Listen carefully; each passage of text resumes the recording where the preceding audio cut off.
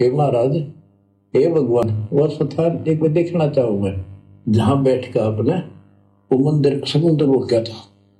और सारी बात समझ में आ गई थी उसका कि ये समुद्र कैसे रोक दिया होगा। वो स्थान देखना चाहूं जहां आप बैठे थे। परमात्मा बोले चल भाई। पहले पैदल चलाया करते थे, दोनों जने चल पड़े 3 4 5 6 दिन में, और जगन्नाथ के उस स्थान पर पहुंच गए, उस पुरी में जहां परमात्मा ने ये समुद्र रोका था। तो वहां देखो भाई और बहनों, ये विशेष संदेश है और इसमें कदम कदम पर पॉइंट है, कदम कदम पर पॉइंट। अभी आपने क्या सुना कि कबीर परमात्मा जी जो सतलोक से पलक झपकते ही धरती पर प्रकट हुए और धर्मदास जी को लेकर और पैदल यात्रा करते हुए और जगन्नाथपुरी के लिए चल दिए। अब विचार करो भाई और बहनों, परमात्मा जी को पैदल जाने की क्या जरूरत थी? जो परमात्मा पलक झपकते ही सतलोक से 16 संकोश की दूरी से पलक झपकते ही धर्मदास जी के सामने प्रकट हो गए, क्या वो कबीर परमात्मा धर्मदास जी को उसी प्रकार से अंतर ध्यान करके, जिस प्रकार से आदरणीय नानक जी के रूप में कबीर परमात्मा ने बाला और मर्दाना जी को पलक झपकते ही पंजाब की धरती से और श्रीलंका के समुद्र पर खड़ा कर दिया, क्या कबीर परमात्मा ऐसा नहीं कर सकते थे कि धर्मदास आंखें बंद कर, धर्मदास आंखें खोल, 1 सेकंड में दोनों उस जगन्नाथ के मंदिर के सामने खड़े होते? लेकिन परमात्मा ने ऐसा नहीं किया। और वो समर्थ परमात्मा 7-8 दिन की यात्रा, पैदल यात्रा करके धर्मदास जी को लेकर, धर्मदास जी भी काफी बूढ़े हो गए थे, 123-24 साल के उस समय धर्मदास जी थे, और परमात्मा एक आम व्यक्ति की तरह लीला करते हुए, काल के विधान से परमात्मा ने कोई छेड़छाड़ नहीं की, और दोनों पैदल यात्रा करके जगन्नाथपुरी गए। तो भाई और बहनों, आप और हमने इन घटनाओं से शिक्षा लेनी है।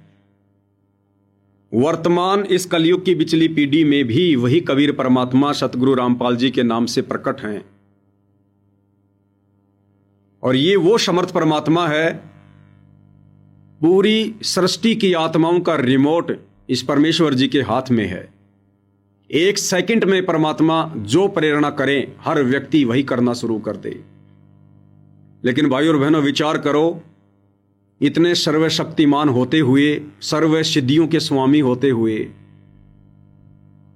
और सन 1994 से जब से सतगुरु रामपाल जी ने अपने यथार्थ 13वें कबीर पंथ की शुरुआत की है, सन 1994 से और वर्तमान समय सन 2026 तक सतगुरु रामपाल जी भगवान किस प्रकार से इस ज्ञान का प्रचार कर रहे हैं। गांव गांव जाकर उन्होंने सत्संग किए, पाठ किए। इस सत्ज्ञान को आप और हमारे तक पहुंचाने के लिए परमात्मा ने कैसे कैसे कष्टों का सामना करना पड़ा।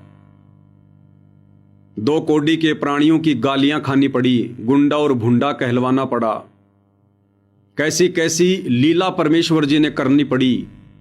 काल भी धोखे में है कि ये वो संत नहीं हो सकता, ये कबीर परमात्मा का भेजा हुआ संत नहीं हो सकता, कबीर परमात्मा मानना तो बहुत दूर की बात। काल भी धोखे में है, वो भी नहीं पहचान पा रहा। क्या ये परमात्मा सतगुरु रामपाल जी इन तमाम प्रकार के दुखों से, इन कष्टों से बचते हुए, क्या ये परमात्मा गुप्त रूप से पूरे संसार में प्रेरणा नहीं कर सकते थे? क्या सबका अंतःकरण परमेश्वर अपने रिमोट से जागृत नहीं कर सकते थे? और लाइन लग जाती, पूरी दुनिया की लाइन लग जाती इस परमेश्वर जी से नाम दीक्षा लेने के लिए, और कुछ दिखाई नहीं देता।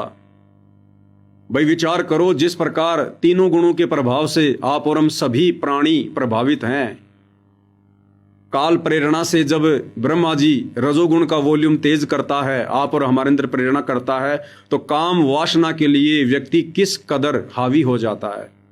पशु पक्षी काम वासना से प्रेरित होकर रजोगुण के प्रभाव से, जिसका रिमोट ब्रह्मा जी के पास में है, ना इंसान अपनी इज्जत आबरू देखता है कि बाद में क्या होगा, तेरी इज्जत का क्या होगा, तेरे परिवार का क्या होगा। जवान लड़के लड़कियां घर छोड़कर भाग जाते हैं उस वासना से प्रेरित होकर, पीछे ये भी नहीं देखते कि माता पिता का क्या होगा, उनकी इज्जत का क्या होगा, तुम्हारे भविष्य का क्या होगा। पशु पक्षी भी अपने आप को रोक नहीं पाते काल प्रेरित होकर, रजोगुण से प्रेरित होकर। तो जब ब्रह्मा जी के रिमोट से इतना सब कुछ हो सकता है, पूरा विश्व, पूरा प्राणी समुदाय प्रभावित है, प्रेरित है, तो ये तो देवों के देव महादेव हैं, कबीर परमेश्वर हैं। तो सतगुरु रामपाल जी क्या नहीं कर सकते। पल झपकते ही, चुटकी बजाते ही पूरे संसार को परमात्मा भक्ति के लिए प्रेरित कर सकते हैं। सबके मन में वो प्रबल प्रेरणा जागृत कर सकते हैं कि मैंने तो आज ही नाम लेना है, मैंने तो इसी समय नाम लेना है, सतगुरु रामपाल जी से जुड़ना है। ये परमात्मा चाहे तो दिन रात सभी के मोबाइल पर उन्हीं के सत्संग चलने शुरू हो सकते हैं। लेकिन भाई और बहनों, उसके बावजूद भी पूज्य गुरुदेव भगवान ऐसा नहीं कर रहे हैं। परमात्मा एक आम संत की भूमिका करते हुए इस ज्ञान का प्रचार कर रहे हैं, आप और हमसे करवा रहे हैं। तो भाई और बहनों, आप और हमने भी थोड़ा विचार करना चाहिए और पूज्य गुरुदेव भगवान के अनुसार ही चलना चाहिए। उनकी प्रत्येक मर्यादाओं में रहकर भक्ति करनी चाहिए। उनके प्रत्येक वचन में रहकर हमने इस भक्ति को सफल करना चाहिए। हमने किसी प्रकार के किसी चमत्कार की कोई उम्मीद नहीं करनी चाहिए।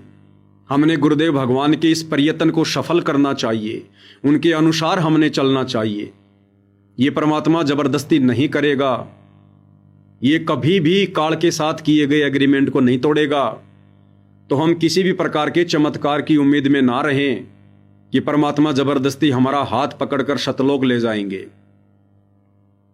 तो आप और हमने इन घटनाओं से शिक्षा लेनी है भाई और बहनों, कि चाहे तो ये परमात्मा एक सेकंड में सबके अंदर भक्ति की प्रेरणा कर सकते हैं, सबको अपनी भक्ति से जोड़ सकते हैं, लेकिन ये समर्थ होते हुए भी ऐसा नहीं कर रहे हैं। क्यों? क्योंकि ये परमात्मा अपने एग्रीमेंट में बंधे हुए हैं। हालांकि अबंध परमात्मा है।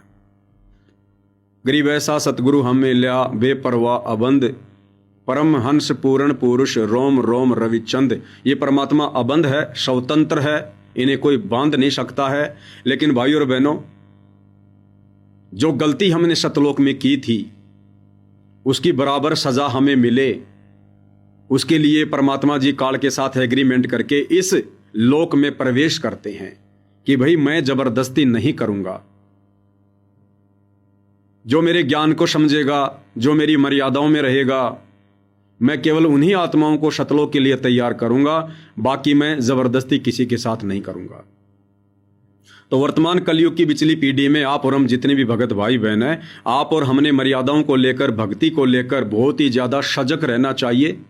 हमने किसी भी प्रकार की गलतफहमी का शिकार नहीं बनना चाहिए कि मैं तो सतलोक आश्रम में जाता हूँ, मैं तो बहुत बड़ा सेवादार हूँ, मैं तो गुरुदेव के लड़कों के साथ में रहता हूँ, मेरी जान पहचान अनारो माई के साथ में है, या मेरे को तो गुरुदेव भगवान ने बहुत ज़्यादा आशीर्वाद दे रखा है, गुरुदेव से मेरी जान पहचान है, मैं गुरुदेव के साथ में रहा करते थे।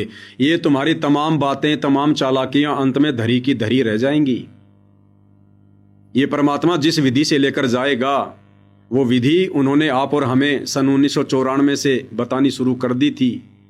और इस विधि से जो इस भक्ति मार्ग पर चलेगा, लगेगा, हर प्रकार से संघर्ष करता हुआ, मर्यादाओं में रहता हुआ, इनके प्रत्येक वचन की पालना करता हुआ, ज्ञान को आधार बनाता हुआ, उसी आत्मा को परमेश्वर अंत में सतलोक के लिए तैयार करेंगे।